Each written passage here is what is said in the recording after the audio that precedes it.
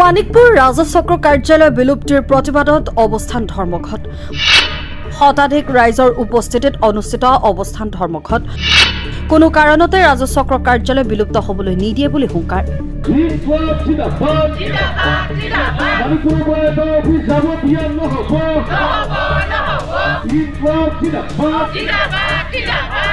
মানিকপুৰ স্থিত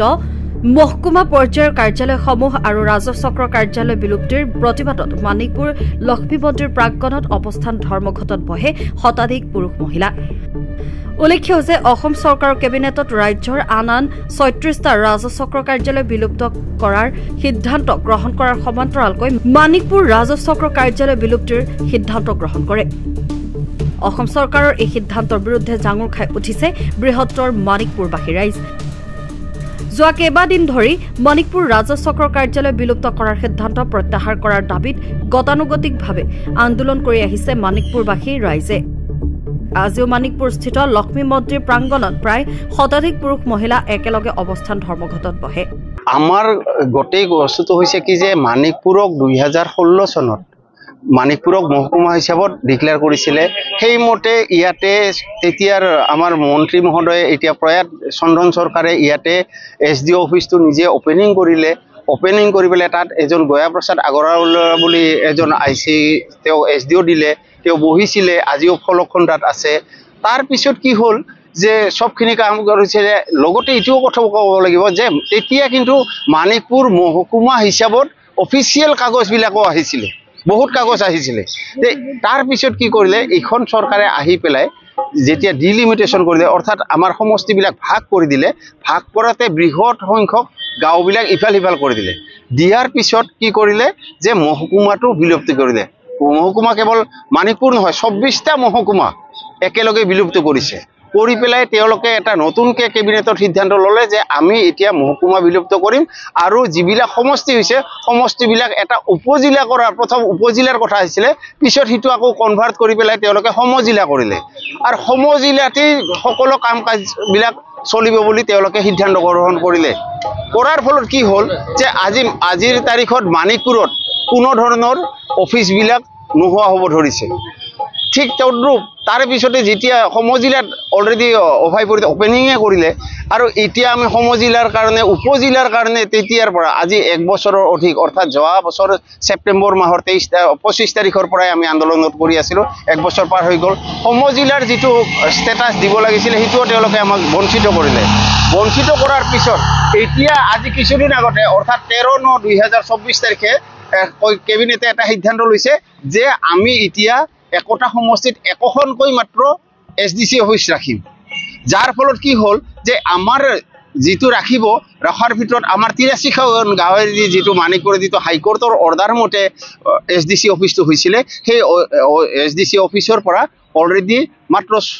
46খন গাঁও আৰু নতুনকৈ বঙাই বৰপেটাৰ পৰা অহাখন গাঁও কলবাৰীখন সেইখন 47খন গাঁও বৰ্তমান অভয়পুৰী চাৰ্কুল হিচাপত দিছে আৰু অভয়পুৰী চাৰ্কুলৰ হেডকোৱাৰ্টাৰ হ'ব বৈতামাৰী অৰ্থাৎ আমাৰ ইয়াৰে মানুহখিনি সমস্ত মাটিবাৰী কামৰ কাৰণে বৈতামাৰীলৈ যাবলগীয়া হ'ব গতিকে এই যিটো ঘটনা এইটো ঘটনাৰ কাৰণে আমি যি দশক জোৰা প্ৰায় এবছৰৰ অধিক কাল আমি কণ্টিনিউভাৱে আজিও এনেকৈ অৱস্থান ধৰ্মত কৰিছোঁ আৰু মই আপোনালোকৰ এই সংবাদ মাধ্যমৰ জৰিয়তে জনাম যে ৰাইজে যদি এতিয়াও বুজা নাই এতিয়াও ওলাই আহক আমি কি কাৰণত কৰিছোঁ আৰু যিখন নটিফিকেশ্যনৰ আশ্চৰ্যজনক বিষয় যে গভৰ্ণমেণ্টে অলৰেডি 9টা ডিপাৰ্টমেণ্টৰ পৰা 9টা ডিপাৰ্টমেণ্ট আজি কিছুদিন আগতে কেবিনেট পৰ্যায়ত বহা যিখন সিদ্ধান্ত এই সিদ্ধান্তৰ মই জানিব পাৰিছোঁ যে অসমৰ কেইবাখনো ৰাজচক্ৰ বিলুপ্তি ঘটিব তাত মানিকপুৰ অন্তৰ্ভুক্ত হৈ আছে ইতিমধ্যে আমি মানিকপুৰত যিটো মহকুমা পৰ্যায়ৰ কাৰ্যালয় 2-4টা সুন্দৰভাৱে পৰিচালনা হৈ আছে ৰাজচক্ৰ সুন্দৰভাৱে পৰিচালিত হৈ আছে এই ক্ষেত্ৰত মানিকপুৰৰ পৰা ৰাজচক্ৰ বিলুপ্তি হোৱাৰ ক্ষেত্ৰত আমি আন্দোলন পুনৰ আৰম্ভ কৰিছোঁ আমি কোনো পৰ্যায়ে যিকোনো বিনিময়ত মানিকপুৰৰ পৰা মহকুমা পৰ্যায়ৰ যি কাৰ্যালয় আছে বা আমাৰ ৰাজচক্ৰ আছে আমি যাবলৈ দিব নোৱাৰোঁ আৰু এটা কথা আজি বহুদিন আগত যেতিয়া উপজিলাৰ বিষয়ে কাৰ্যপ্ৰণালীৰ বিষয়ে এখন সংবাদমেল পাতিছিলে অসমৰ মাননীয় মুখ্যমন্ত্ৰীদেৱে। মোৰ যদি ভুল হোৱা নাই, তাত সেই সংবাদমেলতে একাষাৰ কথা কৈছিল যে যদি ৰাজচক্ৰটোৰ বা উপজিলাখনৰ যদি অৱয়বটো ভৌগোলিক অৱয়বটো দীঘলীয়া হয় বা বৃহত্তৰ হয়, তেতিয়াহ'লে এটা উপজিলাত দুটা ৰাজচক্ৰ থাকিব পাৰে। এনেধৰণৰ তেওঁ এটা কথা কিন্তু সদৰি কৰিছিলে। এই ক্ষেত্ৰত আমি আশা ৰাখিছোঁ মানিকপুৰৰ পৰা অভয়াপুৰলৈ ৬০-৭০ কিলোমিটাৰ দূৰৰ পৰা আমাৰ যোৱাটো সম্ভৱ নহয়। এই অঞ্চলৰ মানুহ সাধাৰণতে কৃষিজীৱী, সৰু সুৰা ক্ষুদ্ৰ ব্যৱসায়ৰ জৰিয়তে চলি আছে। গতিকে আমাৰ যিবিলাক যাৱতীয় কাম কাজ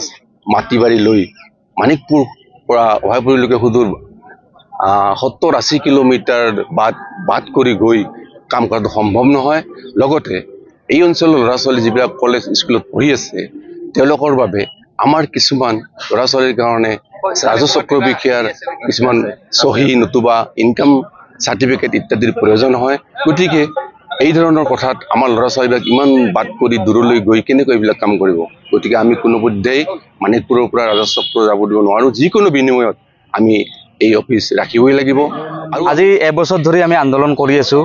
আমি যোগ্যতাৰ ভিত্তিত আমি মহকুমা পাবলৈ সক্ষম হৈছিলোঁ, যোগ্যতাৰ ভিত্তিত আমি চাৰ্কল অফিচ পাইছিলোঁ আৰু বিভিন্ন অফিচ আমি পাবলৈ সক্ষম হৈছিলোঁ। কিন্তু এতিয়া চৰকাৰে এটা ষড়যন্ত্ৰমূলকভাৱে ৰাজনৈতিক এটা ষড়যন্ত্ৰৰ আমাৰ বলি হৈছে মানিকপুৰবাসী ৰাইজ। এই ষড়যন্ত্ৰত বলি হৈ আমাৰ অফিচ কাছাৰীবিলাক বেলেগ ঠাইলৈ স্থানান্তৰ কৰিব ওলাইছে। এই ক্ষেত্ৰত আমি চৰকাৰক আমি তীব্ৰভাৱে গৰিহণা দিছোঁ। চৰকাৰক আমি সকীয়াই দিছোঁ যে আমাৰ মানিকপুৰৰ যিকেইটা অফিচ আছে, সেই অফিচ আমি কেতিয়াও যাব নিদিওঁ, মানিকপুৰবাসী ৰাইজে যাবলৈ নিদিয়ে। অন্যথা আমি ইয়াৰ বিৰুদ্ধে আমি তীব্ৰ গণতান্ত্ৰিক আন্দোলনৰ কাৰ্যসূচী গঢ়ি তুলিবলৈ বাধ্য হ'ম। ইতিমধ্যে মহকুমাৰটো আমি যাব দিব বিচৰা নাই, মহকুমাৰটো আমাক লাগে। এতিয়া মহকুমাৰ যদি ইয়াৰ পৰা যায়, অফিচ কাছাৰীবিলাক দূৰত যায়, তেতিয়াহ'লে আমাৰ দূৰত যাবৰ কাৰণে কামবিলাক কৰাৰ কাৰণে আমাৰ অসুবিধা হ'ব। আৰু যিহেতুকে আমাৰ মানিকপুৰখন একেবাৰে উপযুক্ত মহকুমাৰৰ কাৰণে, আৰু মহকুমাৰখন আগতে দিছে যিহেতুকে, তেতিয়াহ'লে এতিয়া লৈ যোৱাটো কোনো ধৰণৰ সম্ভৱ নহয় আৰু আমি যাব দিব নোৱাৰোঁ।